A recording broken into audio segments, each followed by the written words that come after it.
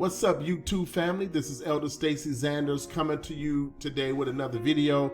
I just simply have a question. Do you manage your business and your life well? Well, let's get right into it. If you're old enough to go back in your history 20 to 30 years ago, then you would know that the world has changed. Today, organizations must respond faster with fewer resources to keep up with the ever-changing technology and globalization. The labor force has changed. The demeanor, the personalities and character of workers have changed. You must learn to adapt to these evolutions in business, in culture, in society, or the world at large. There used to be a time when my mind was set on top-down leadership. These days, effective leadership is more of a side-by-side relationship. Today, people look for more fulfillment in their work and their lives. They want to feel engaged and make a meaningful contribution. They're less willing to trade time on a job to satisfy needs outside of work. When I speak to the younger generation, they are really into societal changes and making a difference, adding value to someone else's life as well as to their own. Younger people do not mind mission trips, volunteering their time, helping someone in need. So even with your company or organization, it becomes necessary to become a part of something outside of your main construct to show that you are and we must give back to help someone in need. Just not even a decade ago, it was almost unheard of for large groups of employees to work from home. Today, it is commonplace. And even before the practice became common, it is one of the things that I practiced in my business. With those that worked for me in the office, if they could work from home, I would allow them if the need arose. Maybe the parent was attending to a sick child or a sick parent. I found out that when those that worked for me felt appreciated, they gave more of themselves to the company. Their passion grew, their mental acuity grew, the company grew. I recall some time ago, I managed a shift in a cold storage facility, some 500,000 square foot facility, and was responsible for shipping, receiving 25 employees, the crew and inventory, the shipping and receiving clerks, the whole 9 yards. Suffices to say, some of the staff did not care for me being their leader. That did not concern me. Quite frankly, I did not care. I was in that position for a reason.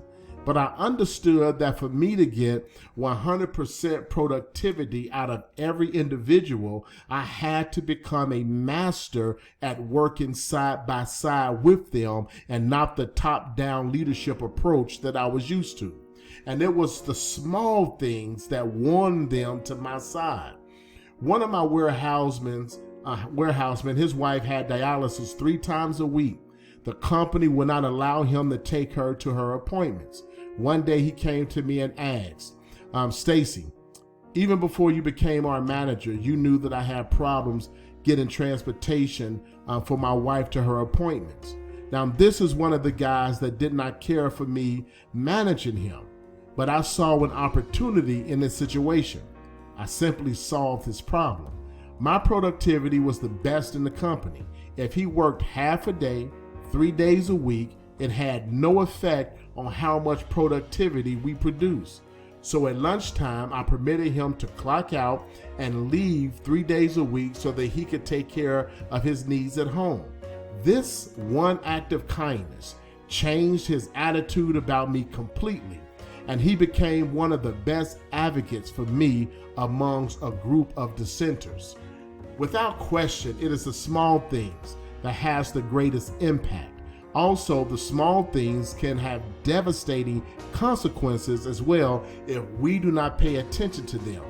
Whether you are a global company, a mom and pop shop, or just an ordinary individual, managing is something that we all must do. When it comes to teaching people about financial literacy, I tell them, even though you work for a company, I want you to start seeing yourself as a business. The goal for me is to change the way they think about themselves and about money. I say to the individual, you have to turn profits every week, bi-weekly, or monthly, however you get paid. You must weigh your assets against your liabilities, or in plain English, you need to understand what you have coming in versus what you have going out, which we call income and expenses. If you have more money going out than you have coming in, you have a problem that is unsustainable. So now we begin the work of learning how to bring that under control. This principle applies to every aspect of your life. One thing God told Adam when he placed him in the Garden of Eden, he told Adam to subdue it. In other words, bring the garden under control. This was what was the problem. No one was tending the garden. So the weeds were growing out of control. And God told Adam, bring it under control or subdue it. This is what we must do in our life. Whatever is out of control, you have to bring it under control and subdue it.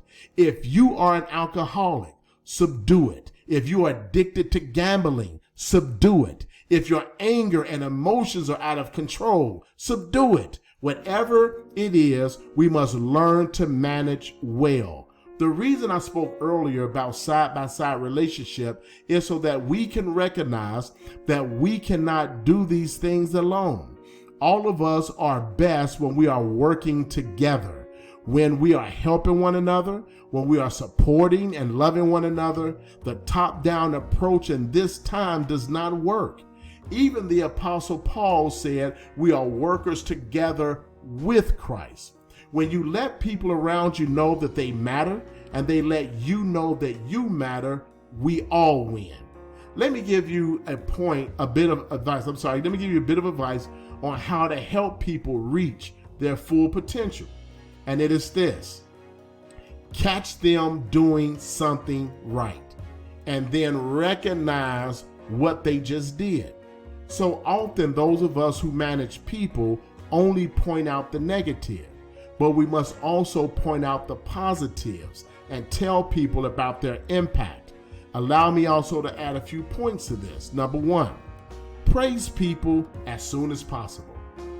Number two, let people know what they did right and be specific about it. 3, tell people how good you feel about what they did right and how it helps. 4, take a moment. Allow the person a little time to feel good about what they've just done. 5, then encourage them to do more of the same. And my final point, make it clear you have confidence in them and support their successes. I don't know about you, but some of my best moments I spent was the times I spent investing in other people. Remember, I teach across the spectrum of life. Invest in yourself, invest in your spouse, invest in your children, invest in your family, invest in your friends, invest in your neighbor, invest in your community. If you watch this video until the end, I'm sure you're saying to yourself, this was time well spent. Please hit that like button.